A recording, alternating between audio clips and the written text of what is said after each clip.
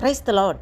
இன்றைய ஜீவப்பம் 2 கொரிந்தியர் 2ஆம் அதிகாரம் 10-11 வசனங்கள். எவனுக்கு நீங்கள் மன்னிக்கிறீர்களோ அவனுக்கு நானும் மன்னிக்கிறேன். மேலும் எதை நான் மன்னித்திருக்கிறேனோ அதை உங்கள் நிமித்தம் கிறிஸ்துவினுடைய சன்னிதானத்திலே மன்னித்திருக்கிறேன். சாத்தானாலே நாம் மோசம் போகாதபடிக்கு அப்படி செய்தேன். அவனுடைய தந்திரங்கள் நமக்கு தெரியாதவைகள் அல்லவே. அல்லேலூயா. பாருங்க, இந்த வசனத்தின் மூலமாக அப்போஸ்தலனாகிய பவுல் அந்த கொரிந்து திருச்சபைக்கு என்ன சொல்ல வருகிறார்? நாம் சற்று நேரம் ஆராய்வோம். இதோடைய முக்கியமான சாராம்சம் இந்த வசனத்தின் மூலமாக என்னென்னா, பவுல் இங்கே மன்னிப்பு, சபை ஒற்றுமை மற்றும் சாத்தானின் தந்திரங்களை பற்றி பேசுகிறார். ஒரு தவறு செய்தவரை அவங்க தவறை உணர்ந்து மனம் திரும்பி வரும்போது அப்போது அவரை மன்னித்து ஏற்றுக்கொள்ள வேண்டும் என்று பவுல் சொல்கிறார். பாருங்கள், இந்த 2 கொரிந்தியர் 2ஆம் அதிகாரம் 10ஆம் வசனத்தில் நீங்கள் யாருக்காவது மன்னித்திருப்பீர்களானால் நானும் மன்னிக்கிறேன்னு சொல்கிறார். அப்போ மன்னிப்பு என்பது அந்த கிறிஸ்துவின் சுபாவம். அப்போ பவுல் நானும் மன்னிக்கிறேன் அப்படின்னு சொல்வதன் மூலம் சபையில் பழிவாங்கிற மனதை அல்ல, அது கிருபையின் மனதை வெளிப்படுத்துகிறது. அல்லேலூயா. அப்போ இங்கே கிறிஸ்துவின் சந்நிதியிலே இந்த மன்னிக்கிற எண்ணம் மிகவும் முக்கியம். மனுஷருக்காக மட்டுமல்ல, கிறிஸ்து நமக்குள்ளே இருக்கிறார், அதை வெளிப்படுத்தணும். நம்ம அதுக்காக மன்னிக்கணும். ஆவிக்குரிய உண்மையான மன்னிப்பு என்பது உணர்ச்சி அல்ல, கீழ்ப்படிதல். அப்போ அந்த சிலுவையில் ஆண்டவர் செய்த குணம், அந்த சிலுவையில் ஆண்டவர் முதலாவது பேசின வார்த்தை, பிதாவே இவர்கள் மன்னியும், தாங்கள் செய்கிறது இன்னதென்று அறியாதிருக்கிறார்களே என்று சொல்லி. அப்போ அந்த சுபாவத்தை தான் நாம் வெளிப்படுத்த வேண்டும். அப்போஸ்தலனாகிய பவுல் அவரை போல உண்மையான ஆவிக்குரிய தலைவன், அவர் ஒரு நல்ல ஒரு ஆவிக்குரிய தலைவனாக அப்போஸ்தலனாகிய பவுல் இருந்திருக்கார். தவறை கண்டிக்கவும் தெரிந்திருப்பார், மனம் திரும்பினவரை மீண்டும் ஏற்றுக்கொள்ளவும் அவர் தெரிந்திருப்பார். அப்போ அவரை போல ஒவ்வொரு சபையில் ஒரு தலைவனாக, ஒரு ஊழியம் செய்கிறவங்க, சபை மேய்ப்பர், போதகர் யாராக இருந்தாலும் இந்த குணங்கள் மிகவும் முக்கியம் என்று இந்த வசனத்தின் மூலம் ஆவியானவர் உங்களோடும் என்னோடும் வெளிப்படுத்துகிறார். இன்னும் 11வது வசனத்தை பார்த்தோன்னா, சாத்தானால் நாம் வஞ்சிக்கப்படாதபடிக்குன்னு சொல்லப்பட்டிருக்கு. அப்போ மன்னிக்காமல் இருக்கிற தன்மை அந்த சாத்தானோட ஆயுதமாக இருக்குது. ஒருத்தங்களை நம்ம மன்னிக்கலை, அவங்க மன்னிக்கிற தன்மையே வரல நமக்கு அப்படின்னா அது சாத்தானோட ஆயுதம். இந்த அந்த பவுல் சொல்கிறாரு, நாம் மன்னிக்காமல் இருந்தால் சாத்தானுக்கு வாய்ப்பு கொடுக்குறோம். அப்போ மன்னிக்காமல் இருக்கிறது சாத்தானோட ஆயுதம். மன்னிக்காமல் இருக்கும்போது நம்ம சாத்தானுக்கு இடம் கொடுக்குறோம். அப்போ சாத்தானுக்கு வாய்ப்பு கொடுக்குறோம். அவன் அந்த நம்ம அதில் வஞ்சிக்கப்பட்டு விடுகிறோம். வஞ்சிக்கப்படுறதுன்னா என்ன? ஏமாற்றப்படுதல், ஆவிக்குரிய இழப்பு சந்திக்கிற மாதிரி ஆயிடுது அந்த வஞ்சிக்கப்படுகிற காரியங்கள். அப்போ சாத்தானோட தந்திரங்கள்லாம் என்ன? பவுல் என்ன சொல்கிறாரு? அவனுடைய யோசனைகள் நாம் அறியாதவர்கள் அல்லவே அப்படின்னு சொல்லப்பட்டிருக்கு. அப்போ சாத்தான் பயன்படுத்தும் சில தந்திரங்கள் என்னவாக இருக்கும்? காயத்தை கோபமாக மாற்றும், இன்னும் கோபமாக இருக்கிற காரியங்களை கசப்பாக மாற்றும், இன்னும் கசப்பை பிரிவினைகளாக காமிக்கும், இன்னும் பிரிவை ஆவிக்குரிய பலவீனமாக மாற்றிவிடும். அதனால் மன்னிக்காத சபை ஜபத்தில் பலவீனமாகும், அன்பில் ஒரு குளிர்ச்சி அடைகிற மாதிரி ஆயிரும், ஒற்றுமையை இழந்துவிடும். அப்போ இது மூலமாக நம்ம ஆவிக்குரிய ஒரு ஆழமான நம்ம பாடத்தை என்ன பார்க்குறோன்னா, ஒழுக்கமும் மன்னிப்பும் இரண்டும் நமக்கு ரொம்ப தேவை. சபை பார்க்கும்போது பாவத்தை சாதாரணமாக எடுத்துக்கொள்ளக்கூடாது சபையில். ஆனால் மனம் திரும்பி வந்தவரை நிரந்தரமாக தள்ளிவிடவும் கூடாது. சபையில் முக்கியமாக நாம் கை கொள்ள வேண்டியது இதுதான். அப்போ தேவனுடைய நீதியும் கிருபையும் சமநிலையாக இருக்கணும்.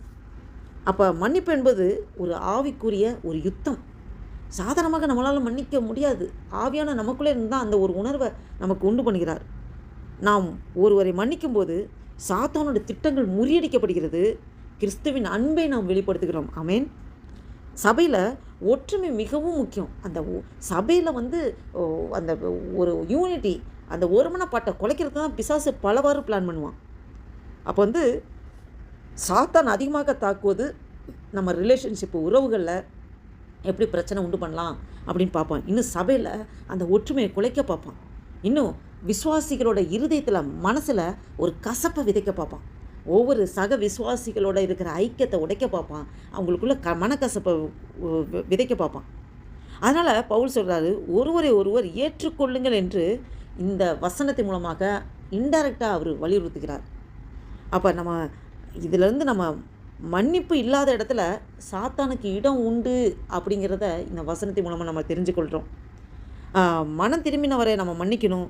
கிறிஸ்துவின் சந்நிதியில் நாம் உண்மையாலுமே அந்த மன்னிக்கிற குணத்தோடு நாம் முழு மனதோடு நம்ம மன்னிக்கணும்.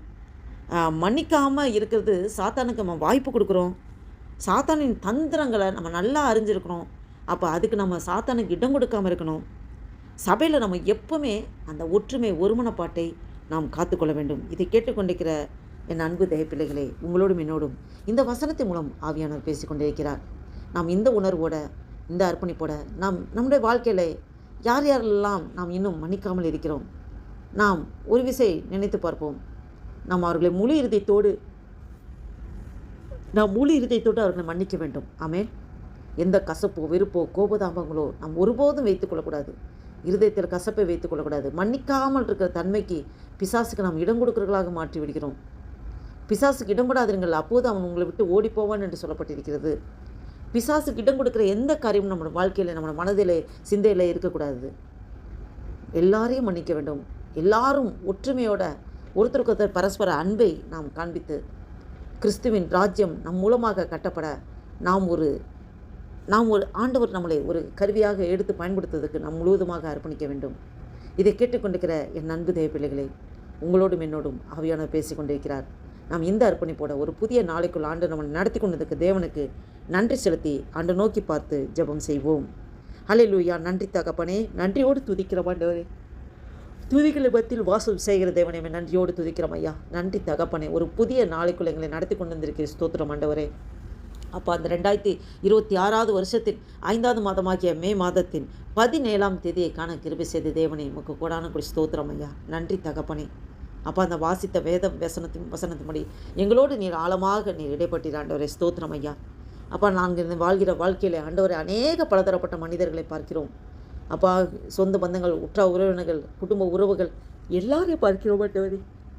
அப்போ எந்த விதத்திலையாவது அந்த வாழ்க்கை பயணத்தில் நாங்கள் கசப்போ வெறுப்போ பகை உணர்வோ மனிதர்கள் மீது ஒருபோதும் வைத்து விடாதபடி ஆண்டவரே அப்பா, நாங்கள் ஒவ்வொருவரோட பரஸ்பர அன்பை நாம் வெளிப்படுத்துகிறவர்களாக, ஒருத்தருக்கு ஒருத்தர் மன்னித்து, ஒருத்தருக்கு ஒருத்தர் விட்டு கொடுத்து, ஒருத்தருக்கு ஒருத்தர் ஒற்றுமையை அனுசரித்து ஆண்டவரே அப்படி வாழும்படியாக ஆண்டவரே எங்களுக்குள் இருக்கிற கிறிஸ்து அப்பா நீர் எப்படியாக நீர் நடந்து கொள்வீரோ அதுபடி நாங்களும் நடந்து கொள்ள எங்களை முழுவதுமாக ஒப்பு கொடுக்குற ஆண்டவரே அர்ப்பணிக்கிறோமையா.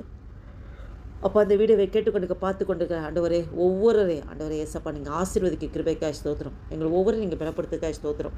உமக்கு உகந்த பாத்திரமாக, நீர் விரும்புகிற பாத்திரமாக எங்கள் இருதயங்கள் செயல்பாடுகள் எல்லாம் அமைய எங்களை அர்ப்பணிக்கிற கர்த்தாவே. சபையில் நாங்கள் ஒற்றுமையாக ஒருத்தருக்கு ஒருத்தர் ஆண்டவரை அன்பை பரிமாறிக்கொள்ள, குடும்ப உறவுகளையும் ஆண்டவரே அப்பா வேலை ஸ்தலங்களிலும் ஆண்டவரே அப்பா தெரிந்தவர்கள் தெரியாதவர்கள் அறிமுகம் உள்ளவர்கள் அறிமுகம் இல்லாதவர்கள் எல்லாரிடம் கிறிஸ்துவின் அன்பை வெளிப்படுத்துவர்களாக, மன்னிக்கிற தயை பெறுத்தவர்களாக இருக்க எங்களை முற்றிலுமாய் தாழ்த்தி ஒப்பு கொடுக்குறோம், அர்ப்பணிக்கிறோம் ஆண்டவரே. உடைய நாம் ஒன்றை மகிமைப்பட்டும் ஐயா. ஆசீர்வதிங்க, பலப்படுத்துங்க. இயேசு கிறிஸ்துவின் நாமத்தினால ஜெபிக்கிறோம் ஜீவனுள்ள நல்ல பிதாவே. ஆமென், ஆமென்.